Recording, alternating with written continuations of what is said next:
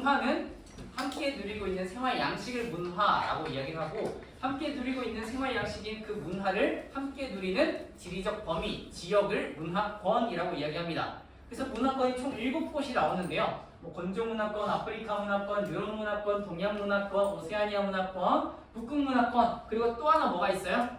아메리카 문화권이 있어요. 근데 그 중에서 이 전 시간들의 다른 대륙에서는 이야기를 했었는데 오늘 특별히 아메리카 문화권에서는 특별히 구분할 게 있어서 더 집중해서 보도록 할게요. 자, 아메리카 문화권에는요 강을 기준으로 나눕니다. 너희들이 아메리카 하면 북아메리카, 남아메리카 이 얘기하죠. 그거는 대륙별로 나눈 걸 이야기하는데요. 이 앵글로 아메리카 문화권과 라틴 아메리카 문화권을 나눌 때에는 강을 기준으로 나눠요. 그 강의 이름을 리오 그란데 강이라고 합니다. 리오 그란데 강. 그래서 리오 그란데 강이요 멕시코와 미국 사이에 그 경계선에 있는 강이 무슨 강이에요? 리오 그란데 강이거든요. 이 리오 그란데 강을 중심으로 위쪽은 무슨 아메리카? 앵글로 아메리카. 남쪽은요? 라틴 아메리카입니다. 고맙습니다. 자, 앵글로 아메리카 어떤 나라의 식민 지배를 받았어요? 영국이요. 영국의 식민 지배를 받아서 어떤 언어 사용해요? 영어를 사용해요. 영어 사용한다. 그리고 영국이 어떤 종교를 믿죠? 그리스교. 그렇죠. 그 중에서도 개신교. 그래서 개신교가 앵글로 아메리카의 특징입니다. 그래서 앵글로 아메리카의 특징은 개신교와 영어 생각해 주면 되고요. 근데 예외적으로 한 지역은 프랑스의 식민 지배를 받은 곳이 있어요. 프랑스의 식민 지배 받은 것은 프랑스어를 사용하겠죠. 그 지역이 캐나다인데요. 캐나다의 어떤 지역이래요? 퀘벡이래요. 그래서 캐나다의 퀘벡주에서는 무슨 언어 사용한다?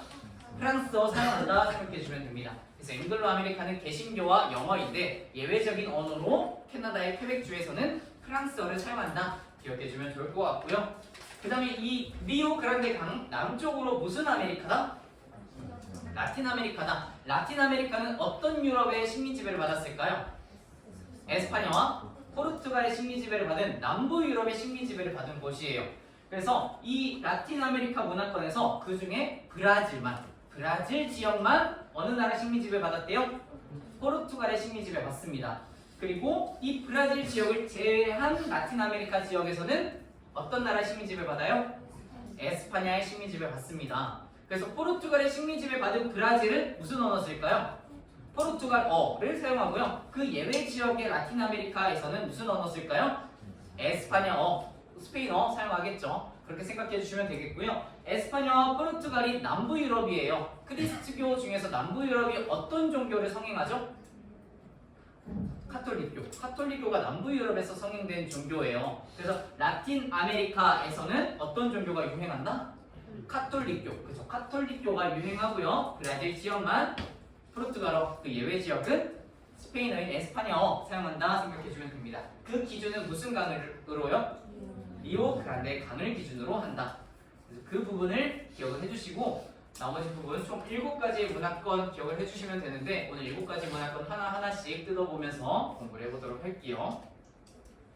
자, 다시 80페이지로 돌아가시면 되겠고요. 우리나라는 무슨 아시아에 포함이 될까요?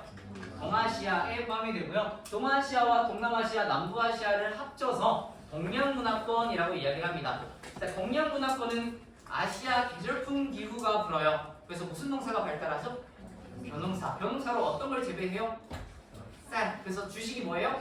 쌀이 있었고요. 그 다음에 뭐 베트남과 같은 나라에서는 쌀을 활용한 음식이 뭐가 있어요? 쌀국수. 지난 시간에 이 얘기를 했었죠. 그래서 동아시아에 해당되는 한국, 중국, 일본 같은 나라들은 어떤 종교가 전파가 되었어요? 유교와 불교 전파가 되고요. 그 다음에 우리나라 식기 뭐 써요? 젓가락 씁니다. 그리고 언어는요 한자로부터 시작이 되어서 한글이 만들어졌죠. 그래서 유교와 불교, 젓가락, 한자 사용이 된 거고요. 그다음에 동남아시아는 뭐 베트남과 태국, 그 다음에 인도네시아 같은 나라들이 동남아시아인데요. 여기도 마찬가지로 불교가 나타납니다. 그리고 이슬람교가 예외적으로 있는데 이슬람교가 나타나는 대표적인 나라가 뭐가 있기 때문에 동남아시아에서 이슬람교가 건조문화권에서 전파된 딱 하나의 나라가 있었어요. 인도네시아. 그렇죠. 파키스탄은 우리 남부아시아에 해당되는 거고요. 동남아시아에 해당되는 인도네시아가 가장 이슬람교가 많다, 이슬람교의 신자 수가 많다라고 종교의 전파 과정 이야기하면서 이슬람교가 전파되는 모습 볼 수 있었어요. 그래서 이슬람교가 있는 여기의 이유는 어떤 나라? 인도네시아 때문에 나타나는 거고요. 그리스교는 세계 각지, 그리스교는 세계 각지에 많이 분포되어져 있는 모습 볼 수 있었어요. 그리고 동남아시아의 불교는 소승불교라고 이야기를 하고요. 동아시아의 불교는 대승불교라고 이야기합니다. 그것도 마찬가지로 전파, 종교의 전파 과정 이야기하면서 동아시아에는 대승불교, 동남아시아에는 소승불교 써놓았었는데 학습지에서 더 자세하게 설명해주겠다 이야기했었죠. 그래서 학습지 너희 리뷰스쿨에 올려놨으니까 다운받아서 보시면 되고 프린트 해오시면 됩니다. 혹시 프린트 안 된다는 친구 있으면 쓴 자료 와서 찾아가시면 돼요. 프린트 금방 해줄게요. 자, 그리고 또 하나의 농업이 발달된 곳이 있는데요. 동남아시아는 열대기후의 특징이 있어서요. 적도 부근, 위도 0도 부근이라서 무슨 농업이 발달했는데요? 플랜테이션 농업이래요. 플랜테이션 농업이 어떤 거냐면요. 대규모로 농장을 짓습니다. 그리고 대규모의 하나의 단일 재배를 나타나고요. 단일 재배의 형태가 나타나고 노동력을 다 가지고 들어와서 하나의 대규모 농장만 짓는 것이 플랜테이션 농업입니다. 과거에 식민지가 있었을 시절에는 다른 나라의 착취를 통해서 노동력을 값싸게 들어오거나 흑인의 노예, 아동의 노동 착취를 통해서 그 노동력으로 큰 대규모 농장을 짓는 단일 재배의 형태를 띠는 게 플랜테이션 농업이었는데요. 근데 이제는 노동 착취나 식민 지배를 할 수 없으니까 각각 다른 나라나 아니면 주위에 있는 사람들의 노동력을 합쳐서 한 곳에 대규모 농장을 짓는 그 농업의 형태가 플랜테이션 농업입니다. 그 이유는 열대기후 지방에, 열대기후 지역에 각각 다른 농경지를 짓는데 불합리한 조건이 있겠죠. 그래서 너무 더운 지역이기 때문에 함께 노동력을 합쳐서 대규모 농장을 짓는 그런 특성이 나타나는 게 열대기후 지역이고요. 그 열대기후 지역의 특징의 농업의 형태가 플랜테이션 농업이다. 노동력을 합치는 거다라고 생각해 주시면 됩니다. 대표적으로 열대기후, 동남아시아 열대기후가 어떤 나라가 있대요? 베트남과 인도네시아가 있습니다. 그래서 베트남과 인도네시아가 어떤 농업을 통해서 나타나는데 플랜테이션 농업을 바탕으로 커피, 콩이 지배가 된다. 그래서 커피나 카카오 같은 모습들 생각을 해주시면 되겠습니다. 커피나 카카오, 베트남, 인도네시아가 동남아시아에 재배되는 수확물이나 기억을 해주시고요. 그 다음에 남부아시아 나와 있는데요. 남부아시아는 대표적으로 인도 생각해주면 됩니다. 근데 인도만 있는 게 아니라 파키스탄, 방글라데시, 스리랑카, 부탄 같은 여러 나라들이 같이 포함되어 있고요. 민족과 언어가 다양하면서 가장 크게 힌두교를 중심으로 한대요. 힌두교가 어느 나라에서 시작이 됐어요? 인도에서 시작됐죠. 인도에서 시작이 되고요. 그 다음에 힌두교는 어떤 신을 믿어요? 다양한 신을 믿습니다. 그래서 세 글자로 뭐라고 했어요? 다신교라고 했고요. 다른 종교는 보편 종교였는데 힌두교는 무슨 종교였다? 그렇죠. 한 지역에서만 나타나는 민족 종교, 민족의 문화로 발달한 민족 종교입니다. 그래서 힌두교를 중심으로 인도 네팔 지역에 나타나는 힌두교가 있고요. 이 남부아시아에서 이슬람교가 나타나기도 나타나요. 근데 가장 아시아에서 큰 이슬람교 국가가 아까 인도네시아였고요. 남부아시아에서는 파키스탄, 방글라데시도 이슬람교를 특색을 띠고 있다라고 기억해 주면 될 것 같습니다. 자, 그리고 불교도 나타나는데요. 스리랑카와 부탄 지역이 불교의 특색이 나타나고 있고요. 행복지수 1위 국가가 어디예요? 부탄이에요. 부탄입니다. 북한 아니고요. 부탄. 행복지수 1위 국가. 불교의 그 자비와 함께 평등과 함께 이 윤회 사상을 끊어내고 내가 수행하는데 행복을 느끼는 그런 종교인 불교가 많이 성행하게 되면서 부탄이 행복지수 1위 국가로 오르고 있다고 합니다. 매년 달라지기도 하지만 굉장히 상위권에 위치해 있다라고 이야기하고요. 스리랑카와 부탄이 불교, 그 다음에 파키스탄, 방글라데시가 이슬람교, 인도, 네팔이 힌두교를 중심으로 성행하고 있다. 이게 남부아시아입니다. 그 다음에 유럽 문화권이 대표적으로 크리스트교 문화의 중심이 발달한 지역인데요. 크리스트교는 시작된 곳이 어디였어요? 기원지가 예수님이 탄생하신 이스라엘이라는 나라의 예루살렘 지역이었잖아요. 이스라엘 지역인데, 이스라엘 나라인데 이 크리스트교가 유럽에서 성행했어요. 왜 이스라엘이 아니라 유럽 쪽으로 전파가 어떻게 되었을까요? 북교가 되면서 어떤 나라에? 로마 제국의 국교가 되면서 이 유럽에 성행하기 시작합니다. 그래서 그리스교 중심의 생활 방식이 유럽에서 나타났고요. 그 유럽에서 남부 유럽과 동부 유럽과 북서 유럽으로 나뉘었었는데 처음 시작은 카톨릭교, 그 다음에 동로마 서로만 나뉘면서 동방 종교. 근데 면제부 판매로 너무 부정부패해지면서 성경의 가르침 다시 한번 붙잡자 하고 하는 개신교가 나타났어요. 근데 그 순서대로 안 돼 있으니까 일단 위에서부터 차례대로 보도록 하겠습니다. 자, 북서 유럽의 대표적인 나라가 어디일까요? 개신교가 산업혁명이래요. 영국입니다. 북서 유럽의 대표적인 나라 영국이고요. 그 영국은 게르만족과 개신교의 비율이 높습니다. 그리고 산업혁명의 발생지이고요.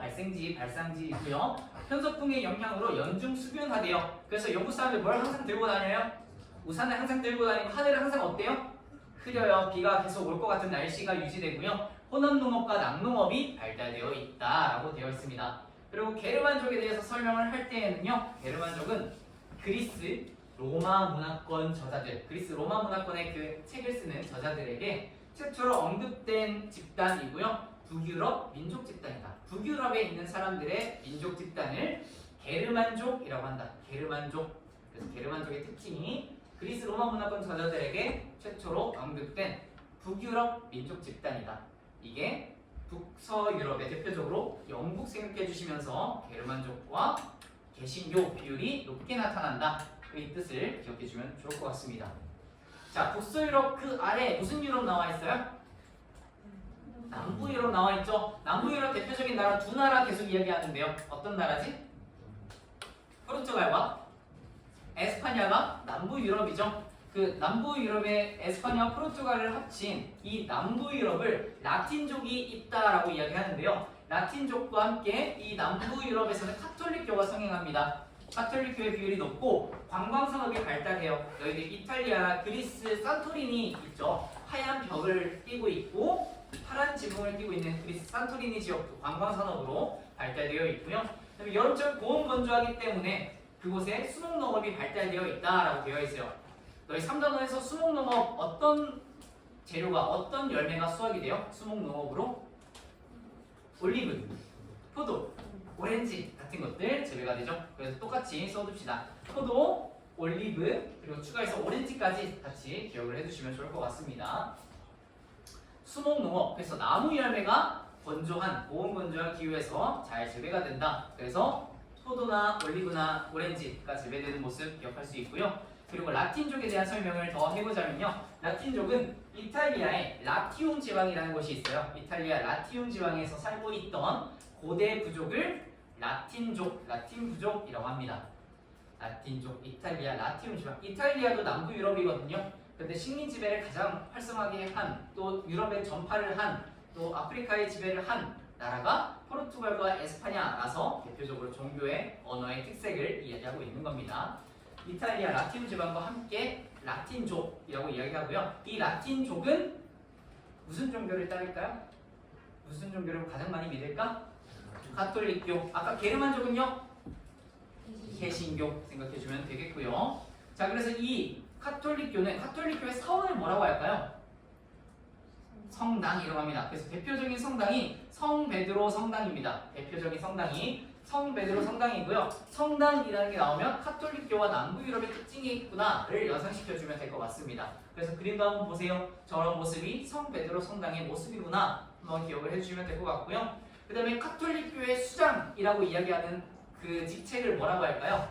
교황이라고 합니다. 카톨릭교의 수장을 교황이라고 하는데요. 지금 현직에 취임해 계시는 교황이 레오 14세 교황이라고 합니다. 레오 14세 교황과 교황의 수장의 그 직책과 베드로 성당, 그 성당의 사원의 이름 꼭 같이 기억해 주시고 이런 키워드들이 나오면 남부 유럽과 라틴족과 카톨릭교구나를 연결시켜 주시면 좋을 것 같습니다. 자, 개신교는 사원을 뭐라고 할까요? 교회라고 합니다. 이 동부 유럽의 동방 종교도 뭐라고 할까요? 사원을 교회라고 합니다. 여기도 교회, 여기도 교회예요. 근데 북서 유럽 개신교의 교회는 굉장히 뾰족하고 십자가가 위에 달려 있는 모습, 그런 모습들이 교회라고 생각을 해주시면 될 것 같고요. 동부 유럽은 대표적인 나라가 어디라고 했죠?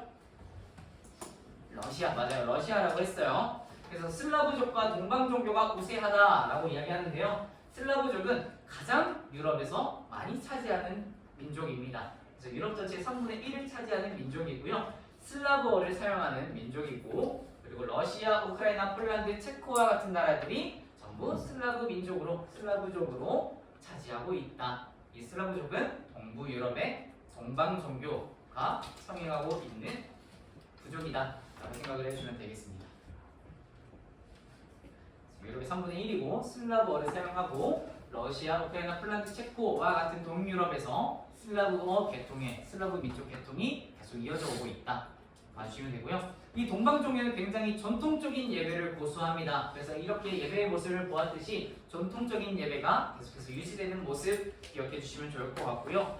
이 동방 종교도 마찬가지로 사원을 뭐라고 한다고요? 교회라고 한다. 근데 교회의 특징이 조금 특이합니다. 굉장히 색채가 다양해요. 이 둥그런 지붕 위에 십자가가 달려 있고요. 이 십자가 아래 그 둥그런 지붕이나 벽의 모양이 벽의 색채가 굉장히 형형색색해요. 여기도 마찬가지로 메이플에 나올 것 같은 느낌이죠. 그런 느낌의 교회를 생각해 주시면 될 것 같고요.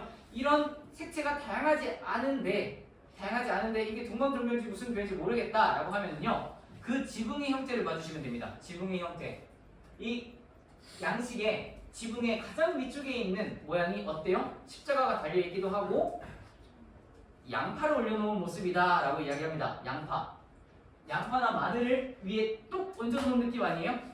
뭔가 아이스크림 딱 짜다가 만 느낌, 아니면 너희 초코 휘핑크림을 딱 짜다가 콕 끄는 느낌, 아이스크림 콘 느낌. 미안해요.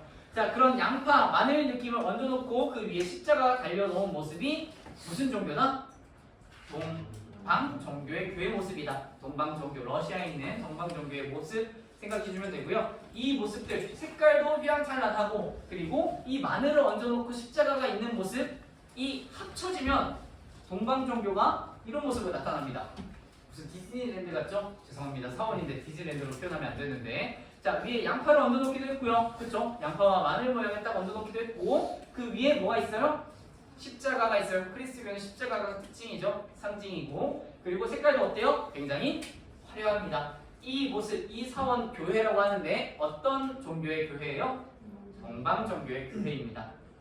그래서 이렇게 휘황찬란하고, 아니면 만약에 마늘 올려져 있는, 양파 올려져 있는 모습, 십자가 있는 모습이 동방 종교의 특징이다 라고 생각해 주시면 좋을 것 같습니다.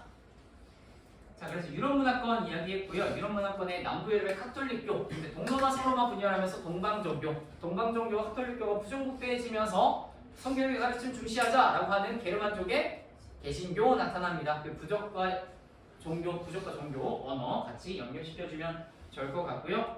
그 다음에 그 아래에 아메리카 문화권 나와 있는데요. 아메리카 문화권을 앵글로와 라틴으로 나눈다. 그 기준이 뭐였어요?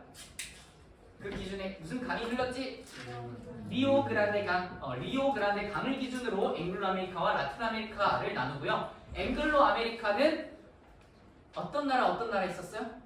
미국과 캐나다, 그렇죠? 미국과 멕시코 사이에 강이 흘렀잖아요. 리오그란데 강이. 그러니까 리오그란데 강 위쪽은 미국과 캐나다가 대표적인 나라예요. 그래서 미국과 캐나다는 북서유럽의 식민지를 받았으니까 어떤 나라 식민지를 받은 걸까? 영국의 식민지를 받은 겁니다. 그래서 미국과 캐나다는 무슨 언어를 사용해요?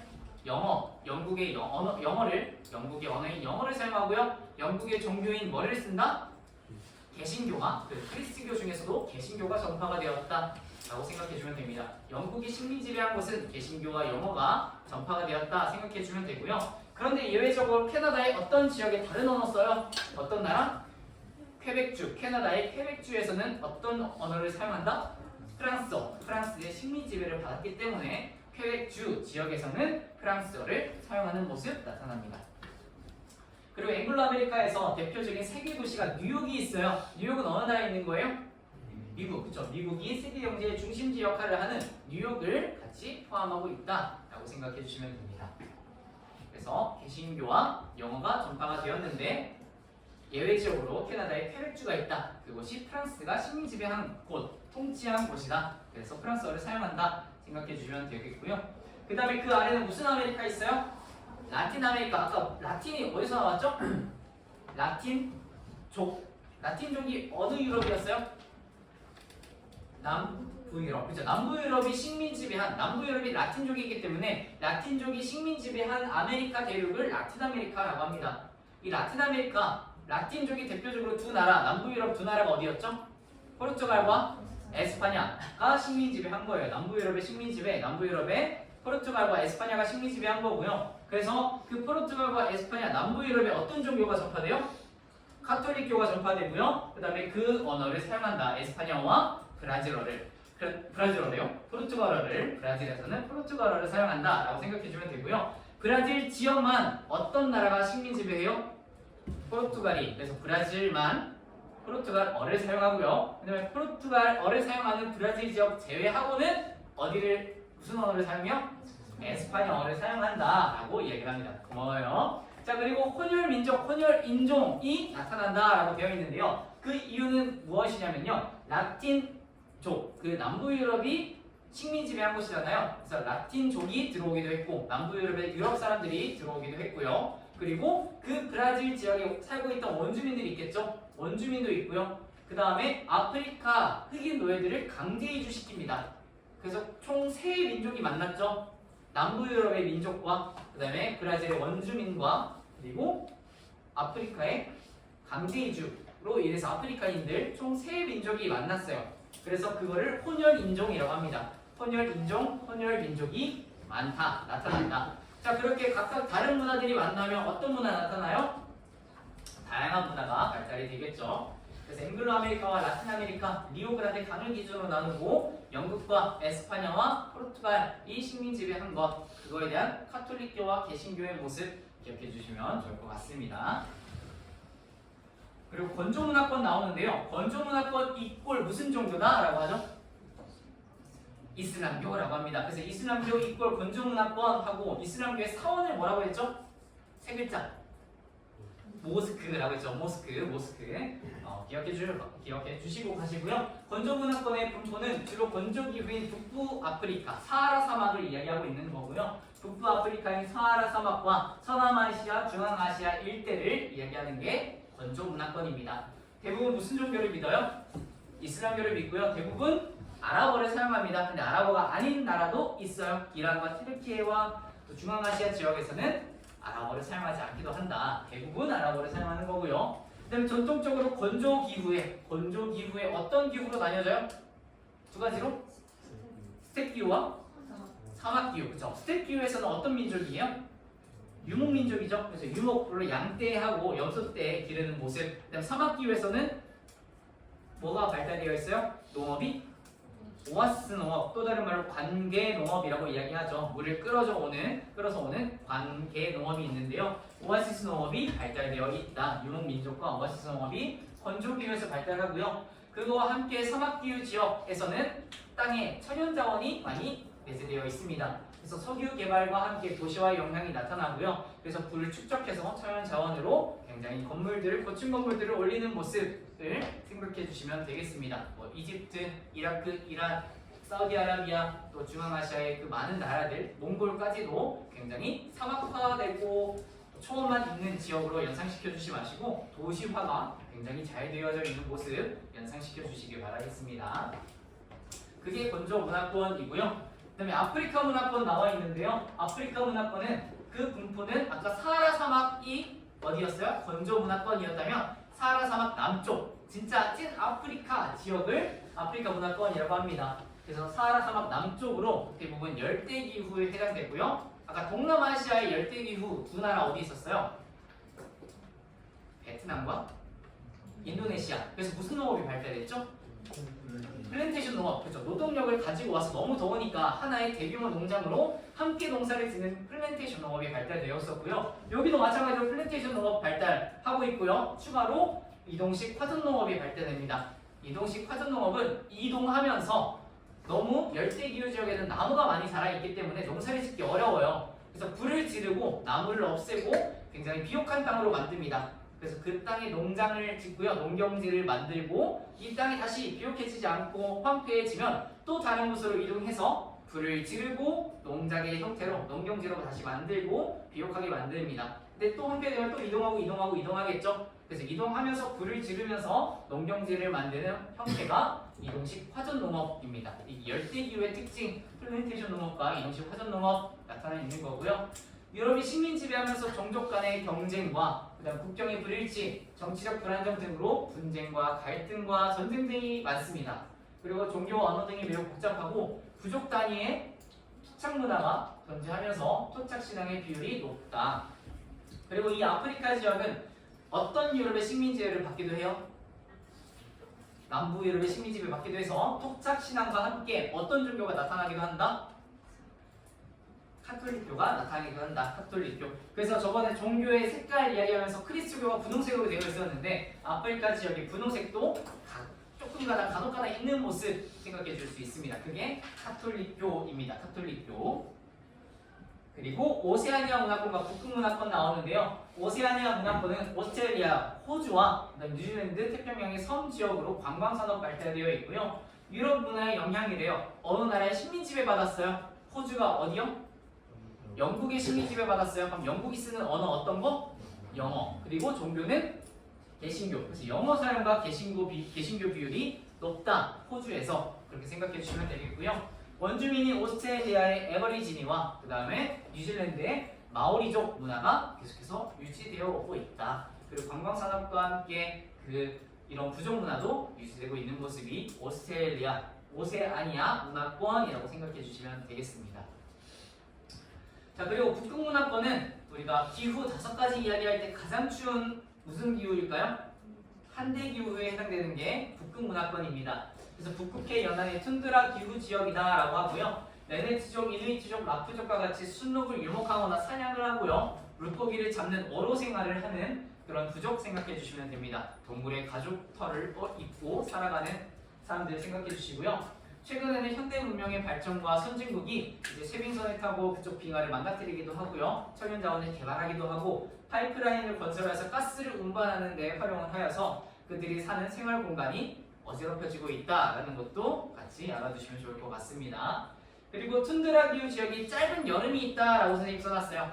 툰드라 기후 지역은 짧은 여름이 있어서 잠깐 영상으로 올라가기도 합니다. 날씨가 기온이 영상으로 올라가요. 근데 기온이 영상으로 올라가도 10도 미만입니다. 10도 아래로 내려갑니다. 한대 기후 중에서 툰드라 기후는 가장 더운 달의 평균 기온이 10도 이하, 10도 위로 올라가지 않는 10도 이하의 기후를 무슨 기후라고 한다고요?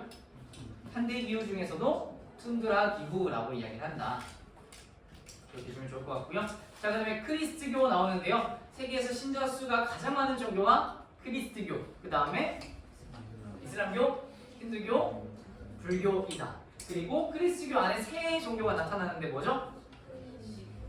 카톨릭교, 동방종교, 개신교 순서대로 기억해주면 좋을 것 같고요. 그 다음에 한중일의 젓가락 나와 있는데요. 이 젓가락은 어떤 문화권의 특징일까요? 동아시아 문화권의 특징일 거고요. 중국이 가장 길어요. 그 다음에 대한민국, 그 다음에 일본 순서대로 갑니다. 자, 중국이 가장 긴 젓가락을 쓰는 이유는 뭘까요?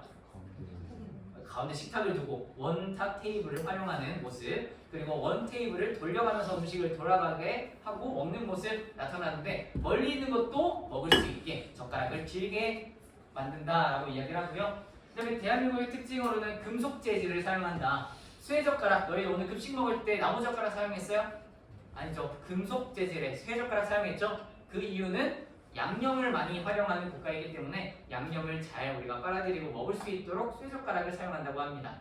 그런 특징을 가지고 있고요. 일본이 나무젓가락을 사용하는 이유는 생선 가시를 바르기 위함이래요. 생선 가시를 바르기 위해는 나무젓가락을 활용하는 게 더 효율적, 효과적이라고 이야기를 합니다. 이거에 대한 설명을 선생님이 학습지에 적어 놓았거든요. 학습지 리로스쿨에서 뽑아주시고 다음 주에 같이 진도를 나가면 될 것 같습니다. 동양 문화권에 대해서도 이야기를 했고요. 아까 오른쪽 페이지에 이렇게 총 7가지의 문화권 이야기를 했죠. 7가지의 문화권 이야기를 했고요. 아래 내용도 그 뜻 말 그대로입니다. 그리고 문화권 특징이 나타나는 세계 축제를 이야기하고 있는데요. 세계 축제에서 첫 번째 이 그림을 같이 보시고 이 지역이 어느 나라일까요? 아래 나와 있어요. 어느 나라래요? 스웨덴 지역입니다. 스웨덴 지역. 자, 그 다음에 이렇게 파란색으로 되어 있는 이 남부 유럽의 지역 어디예요? 에스파냐이고요. 그 다음에 이 빨간색, 진한 빨간색으로 나타나 있는 지역이 인도이고요. 그 다음에 파란색으로 나타나 있는 지역이 타이, 태국이에요. 태국, 타이, 태국 같은 이름이고요. 그 다음에 연두색으로 남아메리카 지역에 있는 나라가 페루입니다. 페루. 그 다음에 빨간색으로 되어 있는 나라가 브라질. 브라질 어디의 식민지배? 포르투갈의 식민지배. 기억해 주시면서 아래 하나씩 보도록 할게요. 자, 스웨덴 하지 축제는 스웨덴은 굉장히 고위도 지역이에요. 북극과 가깝고 위도 0도와 굉장히 멀리 떨어져 있는 고위도 지역인데요. 고위도 지역이기 때문에 스웨덴은 겨울이 깁니다. 굉장히 긴 겨울을 보내고요. 짧은 여름이 나타나요. 그래서 짧은 그 여름을 특별하게 여기기 때문에 하지를 축복하는, 하지를 반갑게 여기는 축제로 스웨덴의 하지 축제, 여름의 축제를 즐기는 스웨덴 하지 축제, 여름 한자 써서 하지 축제라고 이야기합니다. 그리고 두 번째는 인도의 홀리 축제 나오는데요. 인도의 민족 종교 어떤 종교죠? 힌두교, 힌두교죠, 힌두교. 힌두교의 봄맞이 의식으로 다양한 색의 연육가루를 탄 물을 서로에게 뿌린다고 해요. 그 뿌려서 시각적으로 화려한 느낌을 내고 있고요. 화려한 색의 연육가루를 탄 물을 왜 뿌리냐? 종교적인 이유가 있고 또 현실적인 이유가 있는데요. 종교적인 이유는 선이 이긴다라는 뜻입니다. 선이 악을 이긴다. 힌두교는 겐지스강에서 영혼을 정화하기도 하고요. 윤회 사상을 끊어내고 그리고 서로 신성시 여기는 다양한 신을 믿는 종교이잖아요. 그래서 선이 악을 이기는 것이 중요한 종교입니다. 그래서 다양한 색의 연육가루를 타서 선이 이긴다. 우리 모두 다 형형색색의 물을 끼얹자, 가루를 끼얹자, 새롭게 되자, 깨끗해지자라는 선을 이기자라는 거고요. 그 다음에 현실적으로는 화해와 화합과 연대를 상징한다고 합니다. 우리가 모두가 다 다른데 지금 이 축제를 즐기면 모두 다 다양한 색으로 염료가루가 우리의 얼굴에, 우리 몸에 덮어 쓰여지죠. 너희들 우리 그림을 보면 인도의 아이가 굉장히 즐겁게 염료색에 탄 물을 얼굴에 뿌리고 있어요. 온몸에 뿌리고 있어요. 자, 이런 거에서 보면 우리가 모두 다 하나가 될 수 있다. 다 다른 것이 아니라 이렇게 염료가루를 다 똑같이 뿌림으로써 화합과 연대를 상징할 수 있다라고 이야기를 해서요. 힌두교의 봄맞이 의식으로 인도의 홀리 축제는 이렇게 다양한 색의 염료가루를 탄 물을 서로에게 뿌린다. 이게 인도의 무슨 축제? 홀리 축제 생각해 주시면 됩니다. 네, 브라질 리우 지역에서 카니발 축제라는 게 있습니다. 브라질 리우는 도시 이름입니다. 브라질 리우 지역의 카니발 축제인데요. 브라질은 어느 나라 식민지배 받았죠? 포르투갈. 그래서 포르투갈에서 전파된 무슨 종교? 카톨릭교와 또 그곳에 있었던 원주민들이 있겠죠? 브라질 원주민들. 그리고 아프리카에서 강제 이주된 누구요? 흑인 노예들이 있답니다. 그래서 무슨 인종이 있다? 혼혈인종, 혼혈민족이 많다라고 아까 전 페이지에서 이야기를 했고요. 그래서 그런 문화들, 세 개의 문화가 합쳐서 다양한 문화가 발달되는데 그 중에 하나가 무슨 축제다? 카니발 축제다. 카니발 축제. 브라질 리우의 카니발 축제다 생각해 주시면 되겠고요.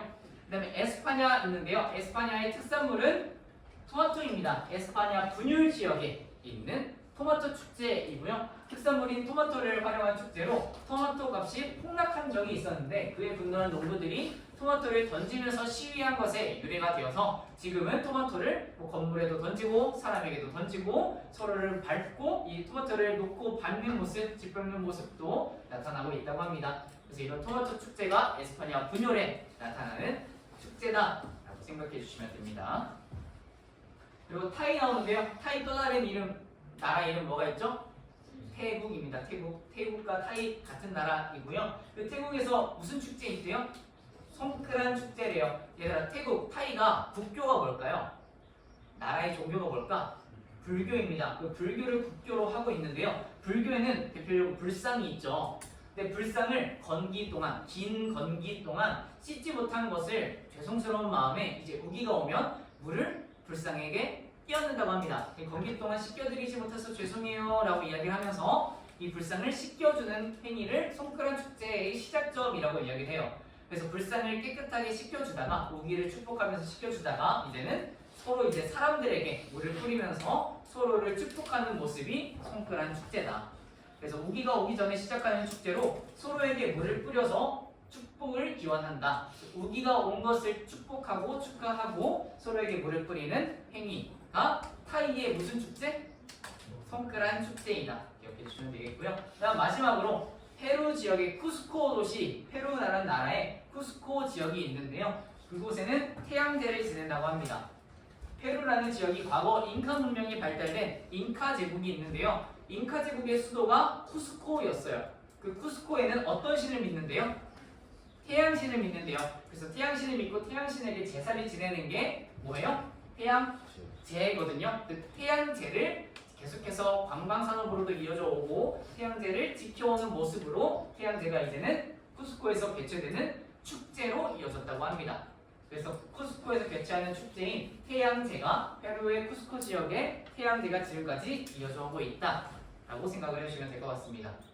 알겠나요?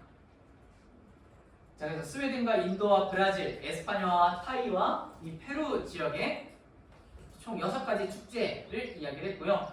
위쪽에서는 아까 각각의 문화권, 7곳의 문화권에 대해서 특징과 종교와 언어가 어떻게 나타나는지를 보았어요. 기억하죠? 네, 총 7가지 문화권도 잘 기억해 주시고요. 다음 시간에는 우리가 문화 변동에 대해서 이야기를 할 거고, 문화 변동이 다른 나라에서 들어와서 어떻게 변했는지, 다른 나라에서 직접적으로 들어왔는지 아니면 간접적으로 들어왔는지를 파악하는 시간을 가지도록 할게요. 알겠죠? 네, 너무 고생 많았습니다. 오늘 여기까지 진행하도록 하겠습니다. 서로 박수 한번 보내주시죠.